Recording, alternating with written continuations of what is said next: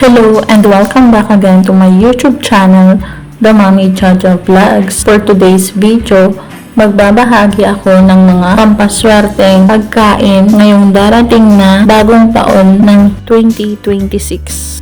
Malapit na ang 2026. Iminumungkahi kong magsimula sa isang piging ng mga tradisyonal na pagkain Chinese. Sa kalendaryong Chino, ang pagkain ay hindi lamang para sa pagdiriwang. Ito rin ay isang paraan upang magdala ng swerte, kasaganahan, at mabuting kalusugan sa ating buhay. Kaya narito ang mga 7 maswerteng pagkain na dapat ihanda sa New Year 2026.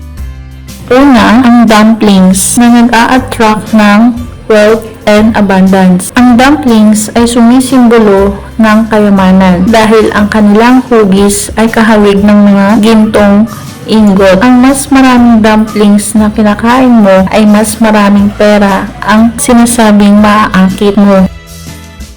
Pangalawa, lumpia na kumakatawan sa happiness and wealth. Ang lumpia na kulay golden at malutong at puno ng lasa ay magdudulot ng kaligayahan at kasaganahan.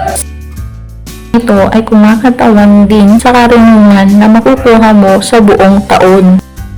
Pangatlo, long noodles na kumakatawan sa long life and joy. Ang mahahabang noodles ay kailangan sa New Year 2026 dahil sinasagisag nito ang pagkakaroon ng mahabang buhay kasama ang kagalakan at kasiyahan. Kung mas mahaba ang noodles na iyong makakain ay mas mabuti, pero siguraduhin na huwag itong napuputol habang kinakain dahil ang ibig sabihin nito ay maso-short ang buhay mo.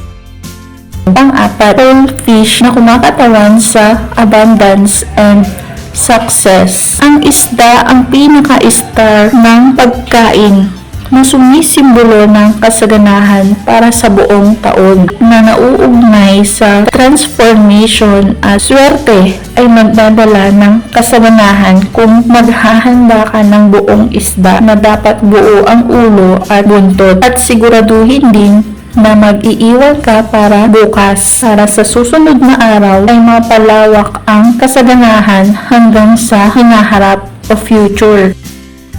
Panglima, ang mga orange and kiat-kiat na kumakatawan o sumisimbolo ng luck and gold sa year of 2026. Swerte at kayamanan ang kasama nitong mga kulay golden o orange o mga kiat-kiat. Ang mga orange at kiat-kiat ay sumisimbolo sa ginto at magandang kapalaran. Panatilihin na lagi itong meron sa mesa at pwede din itong pangregalo para makaakit ng positibong enerhiya at tagumpay.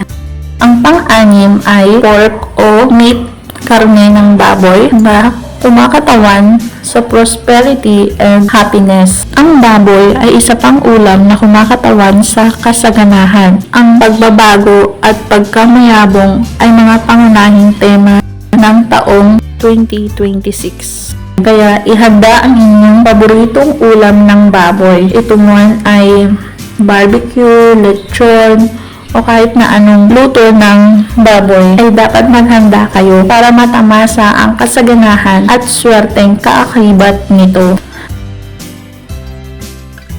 At ang panghuli ay ang rice cakes na kumakatawan sa growth and progress. Ang mga rice cake, mga malagkit at masarap na mga kakanin ay perpekto para sa bagong taon ng 2026. Sinasagisag nila ang pag-unlad sa iyong career at sa personal na buhay mo sa 2026. Tinutulungan ka rin ng mga rice cake na ito na umakyat sa hagdan ng tagumpay at makaakit ng recognition. At ito nga ang mga 7 masuswerteng pagkain na dapat ihanda sa bagong taon ng 2026. Siguraduhin na ang mga pagkain ito ay nasa inyong mga hapagkainan para maakit ang swerte, ang kasaganahan, ang tagumpay at masayang bagong taon. Kaya maligayang bagong taon sa inyong lahat. Happy Chinese New Year 2026 sa inyo.